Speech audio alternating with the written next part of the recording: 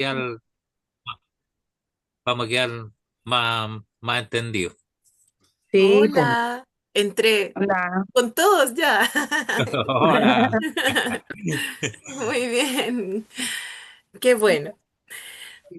Miren, entonces, ¿partimos al tiro o esperamos si es que alguien más se incorpora? A ver, veamos, somos cuatro estudiantes y quién habla. Yo creo que igual podríamos iniciar. Sí. Sí, Ya, fantástico.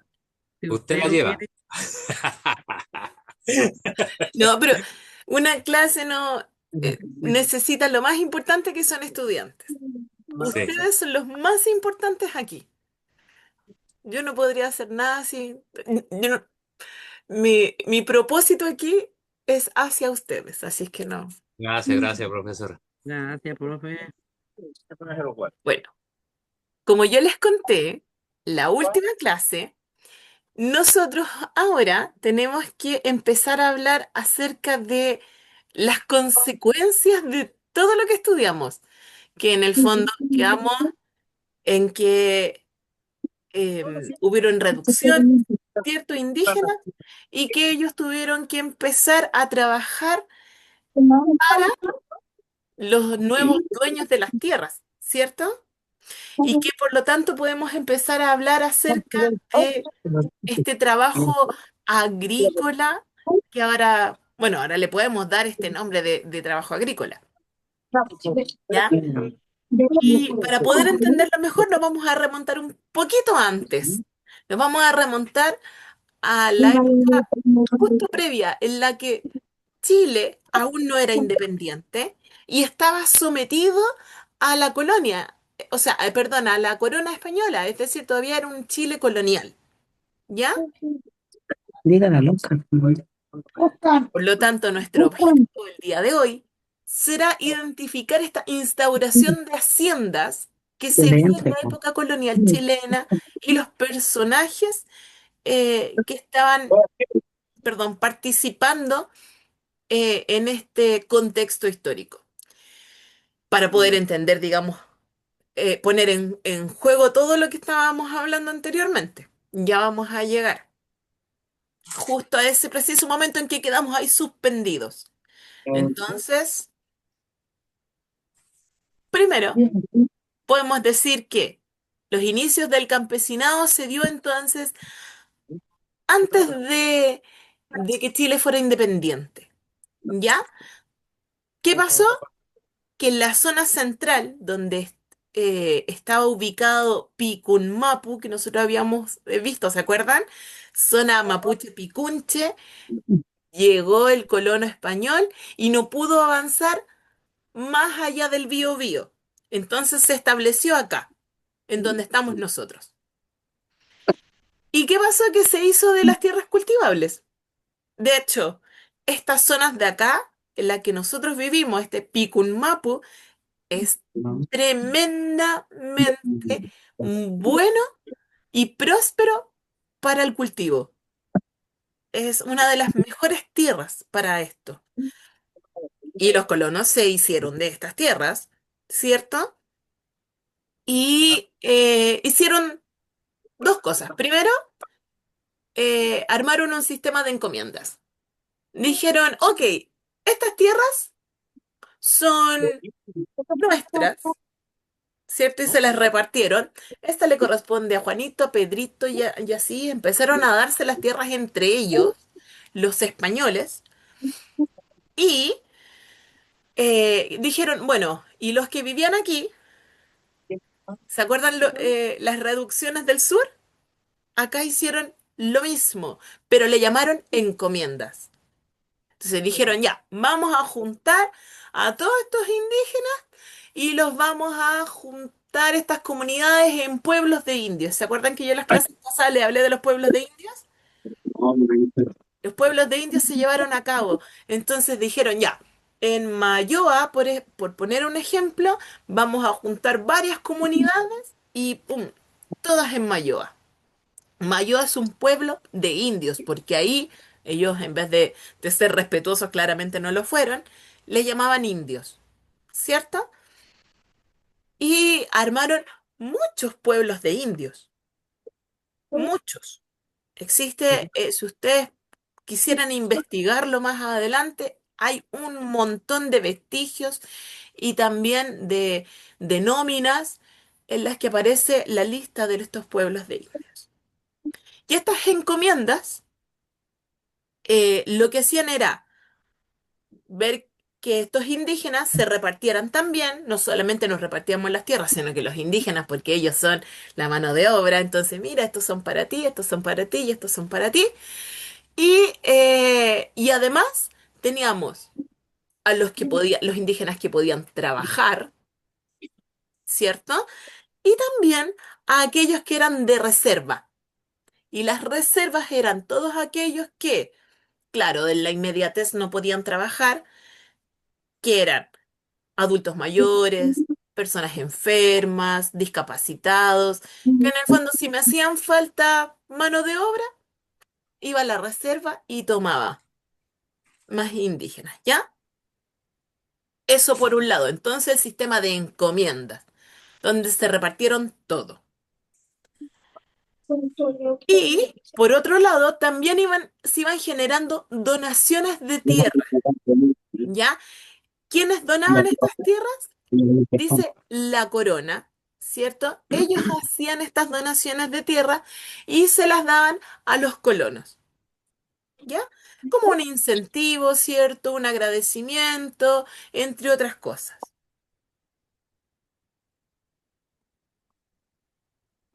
Y así se empezaron a gestar espacios súper grandes. Estos territorios enormes que ellos se repartieron, muy fructíferos, y que empezaron a trabajarse desde dos aspectos, que eran la ganadería, ¿cierto? Que es la cría de animales, y la agricultura. Y dentro de la agricultura, lo que más se trabajaba era el trigo.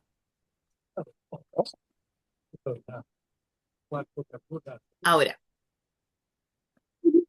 estos espacios grandes, territorios grandes, que trabajaban la tierra, que trabajaban, digamos, con los animales y que empezaron a generar toda una estructura, se empezaron a llamar haciendas, ¿ya? Y las haciendas, fíjese que les iba súper bien, les iba excelente, tanto que eran autosuficientes, no necesitaban de una hacienda pedirle otras cosas a otra hacienda, ¿no? Una hacienda en sí ya tenía todo lo que necesitaba. No necesitaba más, era todo. Hola, gracias. Em, entonces, acá nosotros seguimos manteniendo algunos nombres así, ¿ah? No sé si ustedes qué impresión tienen en el nombre de la hacienda. ¿Todavía han escuchado eso, no? Ahora, en ese tiempo eran hacienda, después le decían fundo y montones de nombres que tienen. Sí, y todavía sobreviven esos términos. Ahora parcela, ahora le llaman parcela. También, sí, tiene razón, le llaman parcela. Sí. Ahora, igual la hacienda era enorme, era una cosa así eh, grotesca, así muy grande. Y dentro de la hacienda, como había una estructura, como yo les decía, estaba en primer lugar el dueño del lugar, de la hacienda, el hacendado, y empezó a construir un espacio. Y este espacio, como era tan grande, no solamente tenía ganadería y agricultura, sino que se dieron cuenta que al haber personas viviendo ahí empezaron a surgir más necesidades que tienen que ver con el desarrollo humano. Entonces empezaron a instaurarse y construirse escuelas, iglesias, pulperías y todo eso en torno a la casa del patrón, de la casa patronal, del hacendado, del dueño. Eso era lo central y en torno a eso empezaron a construirse todos estos espacios.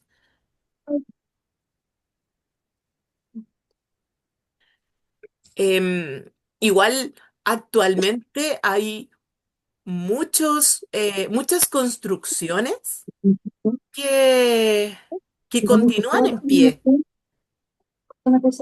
¿cierto? Y que podemos ver en los lugares donde ustedes viven. ¿Han visto estructuras coloniales más o menos de este tipo? No, Grandes, enormes, casas gigantes que podrían ser fácilmente em, casas patronales, sí, ahora que me acuerdo, yo lo he visto para allá para el sur. ¿sí? Sí.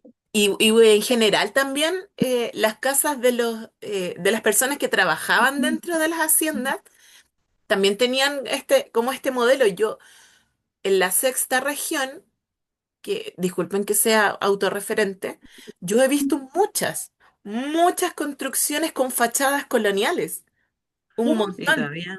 todavía quedan haciendas patronales antiguas. Sí, y como usted dice, de las grandes, de las casas patronales y también de los trabajadores, que también tienen esta arquitectura colonial. Hay muchas aún, al menos acá. Yo, no sé, Allá para el sur hay, pero están escasas esas, es para allá para los, yendo para el sur hay, pero escasas.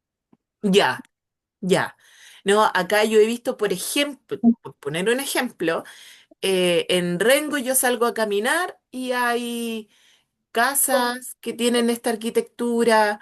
eh, Tengo a mis hijos estudiando en una comuna vecina y también en el camino hay muchas casas con arquitectura colonial que aún están.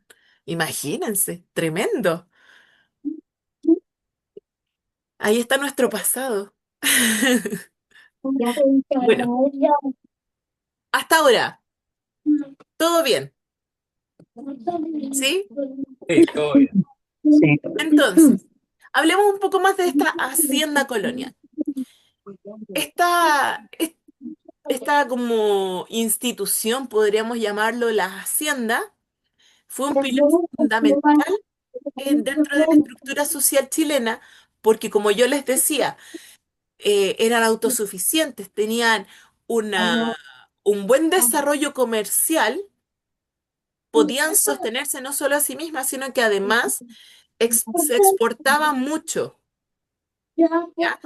Eh, Hubo un momento en que Chile mandaba eh, digamos, exportaba alimentos y otras especies al extranjero.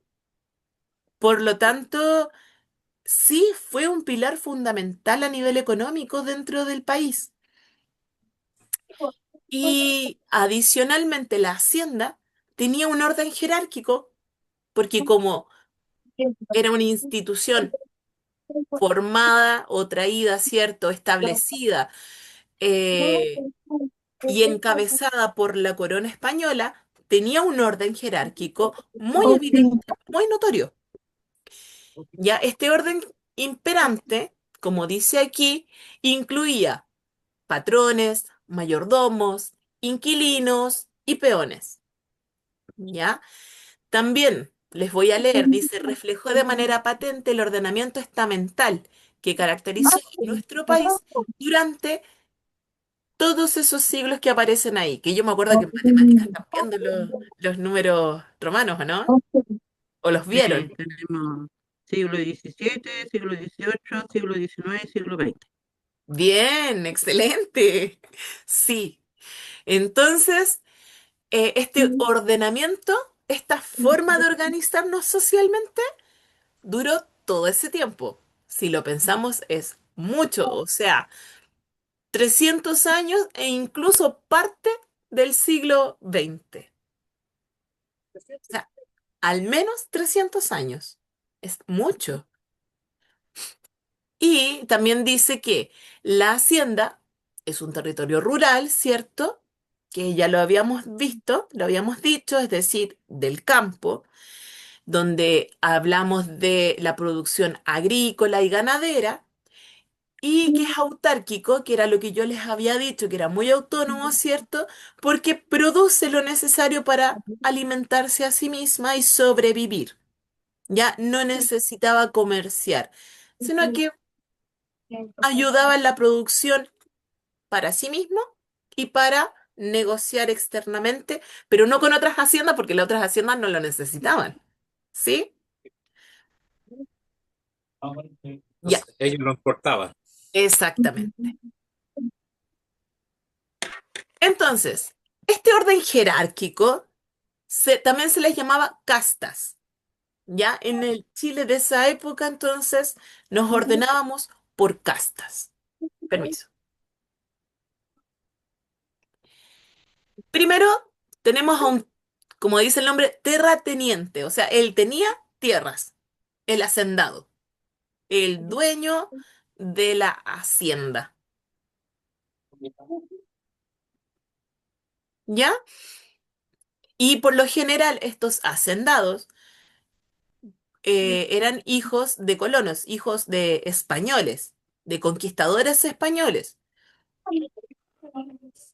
Recordemos que todavía en esta época estábamos el- bajo el dominio de la corona española.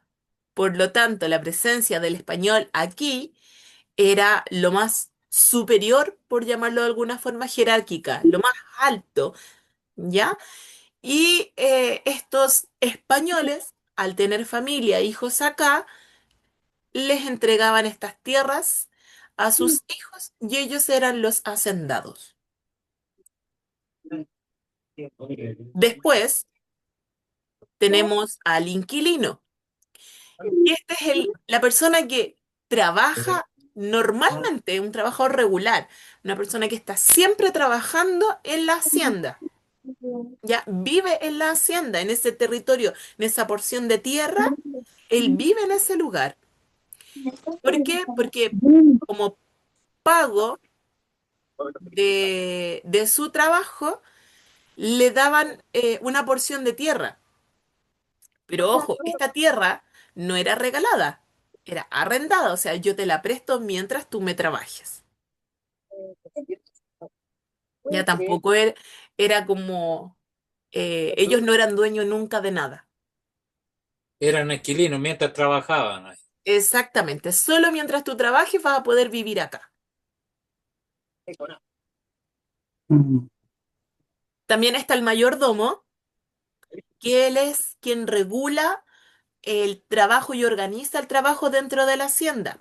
Él se asegura de que toda la hacienda funcione como debería funcionar.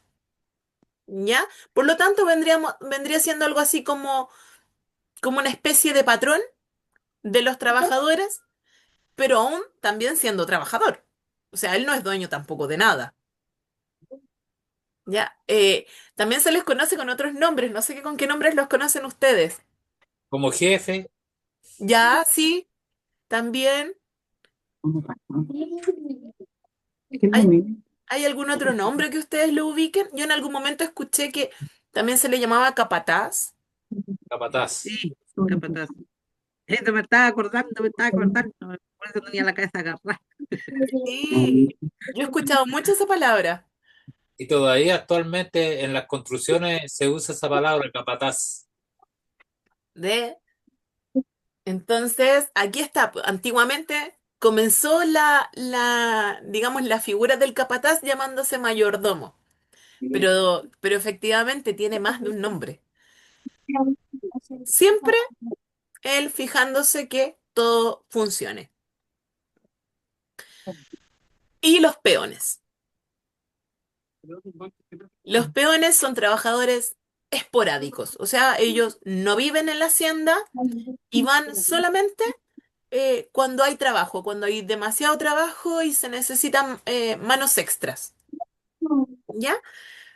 Al no tener un espacio eh, fijo una vivienda fija o un trabajo fijo, vivían en condiciones tremendamente precarias, ¿ya? Em, no sé si ustedes quieren comentar algo al respecto de esto, porque ustedes tienen harto conocimiento sobre este tema.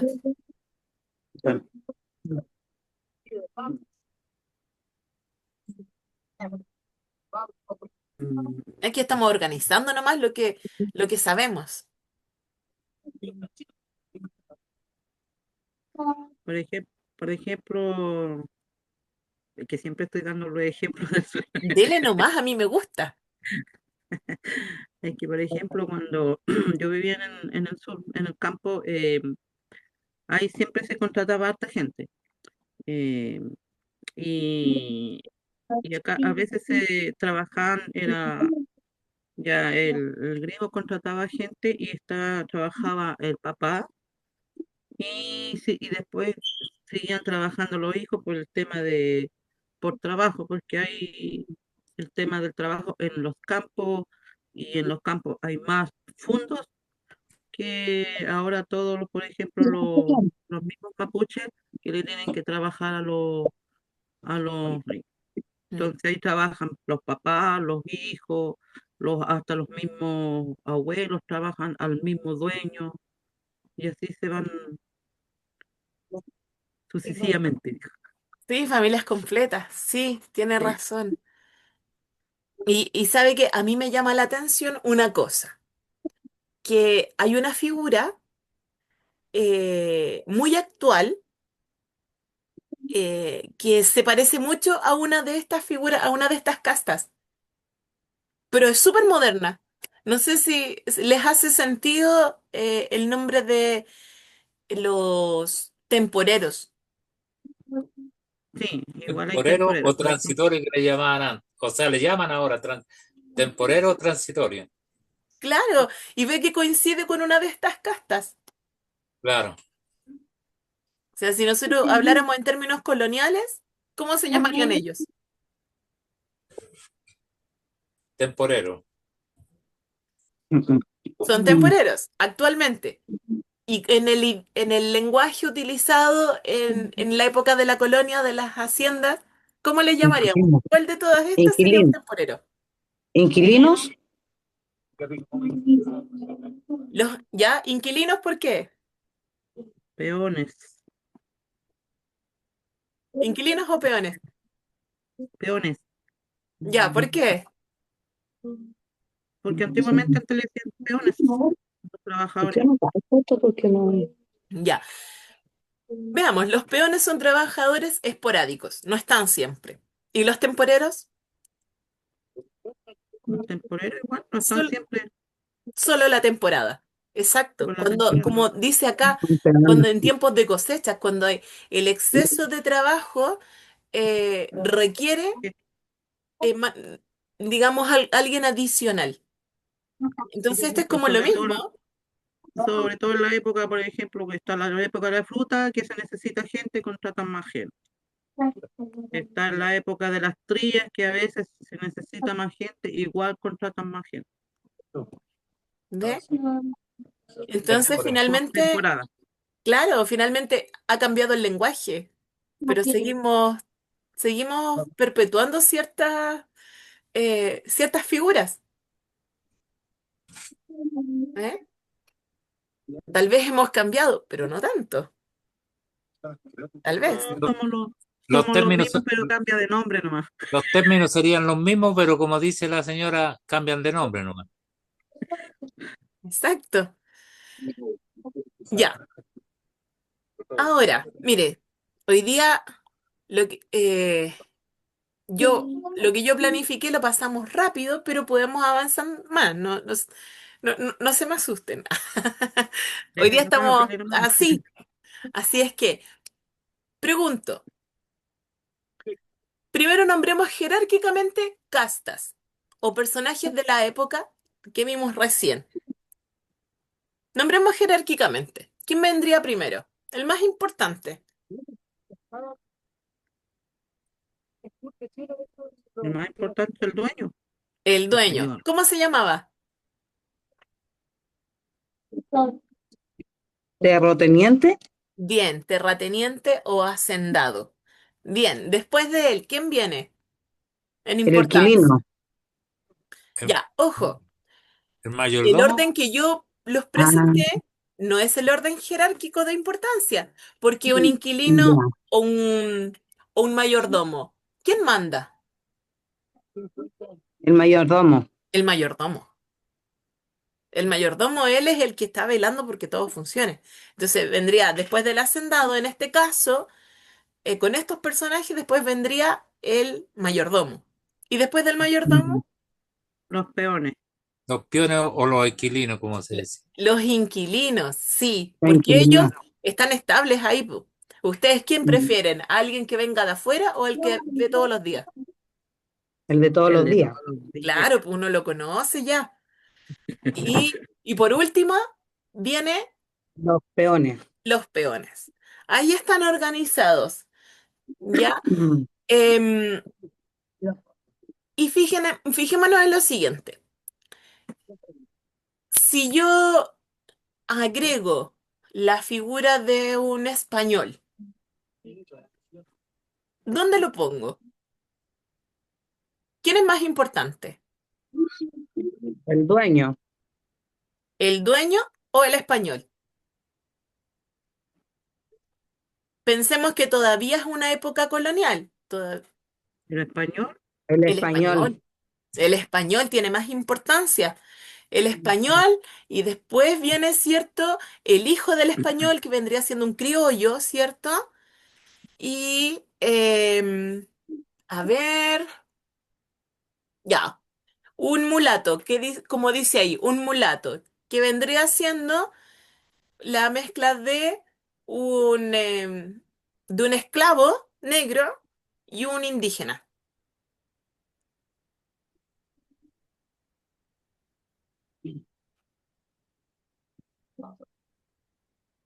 ¿Va al inicio o al final? Al inicio. ¿Es más, el más importante de todos? Para mí sería el indígena el principal, porque era como lo parte que de... parte de ahí del territorio. Le cuento algo, el indígena era el peor valorado socialmente. El peor, era Ah, lo último de lo último. Es más, el mulato, que era hijo de indígena, con un esclavo, tenía mejor estatus que un indígena. mire qué bueno. ¡Qué loco! Qué Loquísimo, porque loco. Don Oscar hizo digamos, una inferencia que uno actualmente cualquiera podría pensar de esa forma, pues el dueño de la casa, el que ha estado siempre ahí, el que manda, el más importante, pero en este caso, claro, como se estaba imponiendo la corona española, y ellos decían, "Pues, ellos son los más importantes". Obvio que un español es más importante para ellos. Y el indígena era lo último, lo más así como derroto. Lo peor de lo peor era un indígena.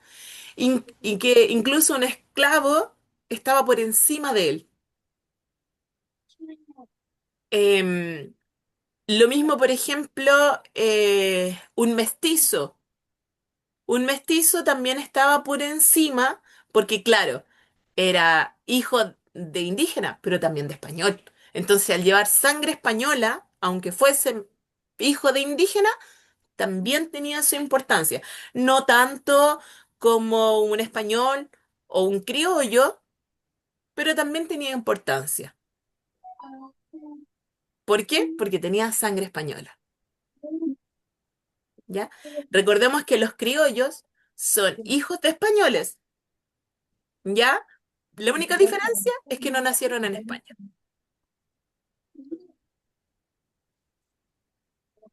¿sí? Ya. Ya. Entonces, segunda pregunta. ¿Cuál sería, bajo este contexto de que la hacienda es un lugar muy fructífero, muy abundante, con mucho trabajo agrícola y principalmente de trigo. Lo que más venden, lo que más producen es trigo. ¿Cuál sería entonces la importancia de las trillas?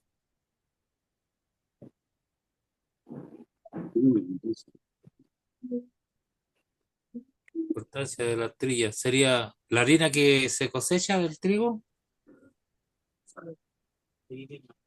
Ajá. ¿Y qué Porque, tan importante sería entonces?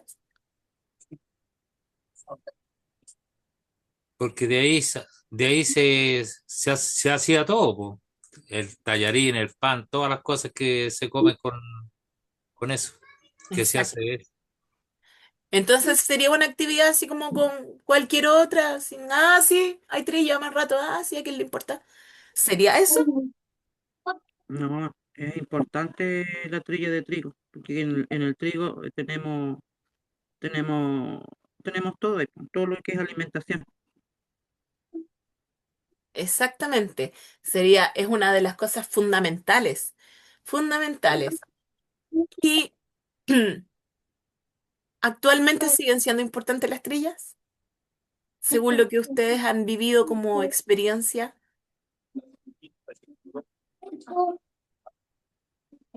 El trigo Una sigue siendo pregunta, importante, pero se cosecha ya muy poco acá en Chile.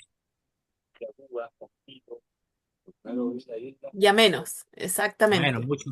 mucho menos, porque yo trabajé en una fábrica donde el trigo se empieza a cosechar en noviembre, en diciembre, noviembre, diciembre, y ya en marzo ya no tenemos trigo chileno, después tenemos puras mezclas nomás, es que lo que mezclas pasa de es trigo.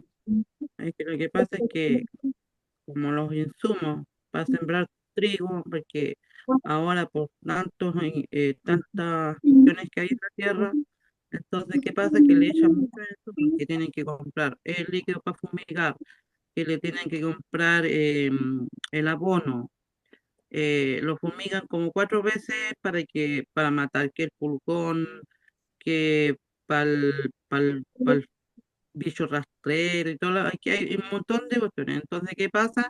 El trigo después baja mucho de precio, entonces, ¿qué pasa? Que para los agricultores no les conviene por el tema que ellos invierten más plata en productos para poder echarle al trigo y entonces ellos pierden. Entonces, a De- veces ellos buscan otra alternativa para poder ir sembrando y van dejando lo que es el trigo atrás. Mm. Pero Hágame, entonces seguimos haciendo trillas, ¿o no? Sí, pues igual se siguen haciendo trillas, hacen pero las con trillas, otros pero productos, menos cantidad. en menos cantidad. Y ellos Ya. buscan otras opciones. Por ejemplo, las opciones que ellos buscan, lo que les dé plata, es que le está dando más plata el rato. Ahora, por ejemplo, se están dedicando a sembrar avellanas europeas. Entonces, ¿qué pasa? Que eso, aparte de eso, que los ayuda el gobierno y le está generando más plata porque eso los transporta a otros países. Claro. ¿Qué es lo que pasa? De que yo les voy a dar un concepto que yo trabajé 40 años en Nestlé. ¿Y qué es lo que pasa? Que yo iba a cursos de harina a los molinos y nosotros prácticamente tenemos casi el 10% de la harina chilena, lo demás viene todo de afuera, de Canadá, de Exactamente. todos lados. Y por eso yo les digo que después de marzo para adelante, marzo, abril, ya trabajamos con puras mezclas de harina nomás para hacer las cosas que se hacen acá, porque yo trabajé, como les decía yo, 40 años en Nestlé, que antiguamente era Macay, y ahí ocupábamos la harina. Y qué es lo que pasa, que enero y febrero, donde se usaban febrero, marzo, abril, las mejores harinas, y después ya cambiaba totalmente la que viene de afuera. Después viene la harina de Canadá, de todos los países Sí, donde pues, se producían las grandes cantidades de trigo. ¿Sabe qué? Don Oscar, usted me está dando pie para hablar de lo que tenía preparado para la clase siguiente. Oh, disculpe entonces, profesor. No, todo lo contrario, me gusta mucho. Se lo agradezco, porque es un muy buen enlace, súper buen enlace. Mm, Porque efectivamente, si nosotros miramos nuestra historia, antiguamente había muchos más molinos, por ejemplo, de los que hay ahora. Quebraron muchos, ¿o no? Muchos, muchos. Sí, han Muchos. quebrado Ahora, muchos molinos. claro, y lo mismo que está diciendo don Oscar, la producción chilena es mucho menor. ¿Y por qué? Y eso es lo que justamente vamos a hablar en la siguiente clase. Eh, pero les puedo adelantar solo esta parte de la siguiente clase. Miren, después de que Chile se hizo independiente, nosotros dijimos la clase anterior que hubieron reducciones, ¿cierto? Reducciones indígenas, que se crearon latifundios regionales, es decir, se repartieron las tierras, ¿o no? Porque Sí, solamente el 5% de las tierras quedaron para las reducciones indígenas y todo lo demás se lo repartieron y dijeron, ya, aquí vamos a producir y vender. ¿Se acuerdan de eso? Sí. Y se fomentó mucho la producción agrícola y empezaron a modernizar las maquinarias. El problema fue que las condiciones de trabajo fueron las mismas. Siguen siendo precarias y críticas para el trabajador. Por mucho de que ahora estemos ganando más plata, porque tengamos más, digamos, más tierra, más mano de obra, más de todo, pero seguimos tratando de manera precaria al trabajador. Si me permiten, les puedo leer una cita, un fragmento pequeño de un libro que se llama Curacaví, Curacaví abriendo las puertas de la memoria. Y aquí hay un testimonio de una persona, y lo voy a leer si me permiten. Dice, Sí, adelante, profesor. yo nací en el campo, en la comuna de Curacaví, en el rincón de la Viña del Toro. No tuve niñez, ni ninguno de los compañeros de mi edad. No tuvimos juventud, porque en aquel tiempo, cuando un niño apenas tenía 5 o 6 años, debía estar trabajando con el padre, andar detrás del padre con una palita, un asadoncito, y había que limpiar la chacra o las acequias. Tenía que trabajar porque no se podía vivir con lo que el patrón le pagaba al papá. El patrón nos daba la casa, pero era un rancho, ¿qué le voy a decir? Entregaba la casa, pero lo demás corría por cuenta del inquilino. No podía estar 100 años en la casa, pero tenía que hacerse cargo de todo, de la reparación, de todo. Por ejemplo, cuando llovía poníamos cueros enteros de animales en las camas. Hacíamos un zanjón por dentro de la pieza para que saliera el agua. Esas eran las casas que nos daban los patrones y así vivíamos. Los niños semidesnudos, a patita pelada. No conocíamos los zapatos. Y eso, para que vean, tiene que ver justamente con esta época, la época en que ya Chile era Chile, ya no había corona española, habían reformas agrarias, había modernización, pero los trabajadores seguían siendo pobres. ¿No? Este es como un poco de lo que vamos a hablar también la próxima clase.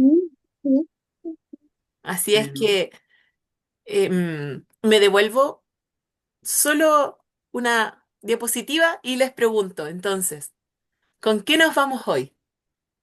¿Qué sienten que hoy día pudimos aprender y hablar?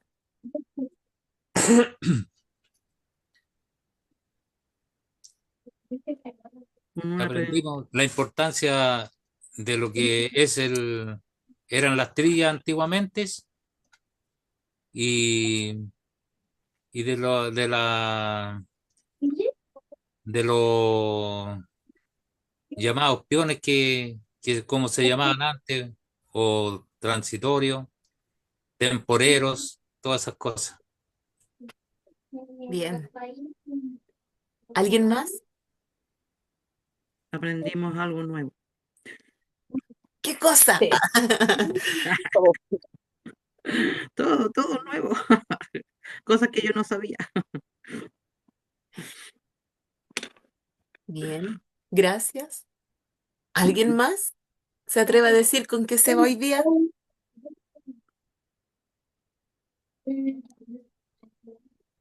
Señora Rocío, ¿qué opina usted? No, aprendí harto porque yo no sabía de todo esto. Así que aprendí harto igual. Sí, qué bueno, me alegro. Entonces Señora podríamos Lidia, decir que ¿usted? sabemos quiénes eran los capataces o los mayordomos, o que ya podemos entender la diferencia entre un hacendado y un inquilino, o la diferencia entre un inquilino y un peón. Sí. Sí, aprendimos una diferencia entre uno y el otro. Perfecto, Cada uno tiene su diferencia. exacto. A Y a la propósito, final llegamos a lo ya, mismo. como pregunta final, ¿cuál entonces era la diferencia entre el inquilino y el peón?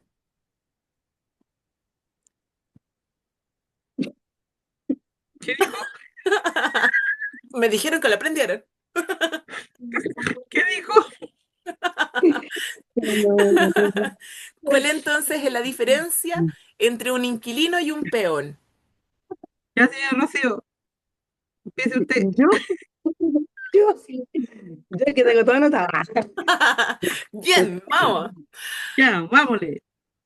Es que el inquilino trabajaba regular, recibía una posición de las tierras. Y el peón, el otro, peones, era un Sí, trabajador a para, es para- era un trabajador en tiempo de cosecha. Vivía en precarias condiciones de vida. bien. O sea, uno trabajaba ahí todos los días y le daban un lugarcito para dormir. Claro, y el Y otro el no. otro lo llamaban Lo cuando necesitaban. necesitaban. Y todavía existe eso, ¿ah? Sí, Por ejemplo, porque igual hay personas que quieren, cuando los que trabajan en el campo, el jefe les pasa casa y los otros trabajan por fuera, que se necesitan por el día. Y los ¿Ves? otros son planta ahí en la casa. ¿Ve? Lo ¿Se da malo que lo cuenta de ocupan, que lo que impuso la corona española entonces todavía continúa? sí, porque el que está planta lo ocupan todas las veces que ellos quieren. A veces llegan a las 9 de la noche a molestar al patrón y tienen que salir a atenderlo. Y no es chiste. ¿Ve? Y eso Entonces, pasa. también, y eso es una cosa que aprendimos hoy día también, que estas castas que se llamaban antiguamente, que tal vez ya no se llaman castas, pero de alguna manera siguen existiendo. Y casas mejores, más arregladas y toda la cuestión, pero todavía Claro, existen. claro. O sea, algo que dijo la corona española se impuso, nos organizaron y nosotros seguimos siendo obedientes. ¿Ves? Seguimos siendo igual. Seguimos Pasan siendo los esclavos de años. los españoles. Exacto. Ellos ya no están acá, ¿ah? No, Pero nosotros seguimos siendo obedientes. claro, pero tienen las más con grandes empresas, movimiento, la pero tienen, los españoles no pero están aquí. las Ah, más eso sí, grandes, las más grandes empresas la tienen los españoles. eso sí, eso sí. Español. Bueno, Y seguimos espero, trabajando. perdón, espero que les haya gustado la clase de hoy, que haya sido nutritiva para todos. Y también entonces les estaré mandando guías de reforzamiento. Ay, Eh, sí, profe, por favor, por favor. sí, lo haré. Así es que eso, si nadie más tiene algo que decir, qué le pareció la clase, si ya se quiere ir a dormir, si ya se quiere ir a tomar once, ¿Ya lo está echando, profe? no, Todo lo contrario. Quiero saber si ustedes se van contentos, felices y Yo con sí. aprendizaje. No, lo pasamos bien. No, Aprendimos y le seamos un poquito. cada semana So- vamos aprendiendo más cosas. Qué bueno. Me alegra Sí. entonces. Ya Ya, pues, profesora. ahora sí estamos en la hora. Les Ya. agradezco mucho su presencia, les agradezco también que estén participando porque como ustedes saben, a mí me encanta que participen y nada, pues la próxima clase ya también les adelanté un poquito de lo que íbamos a hablar, ¿ya?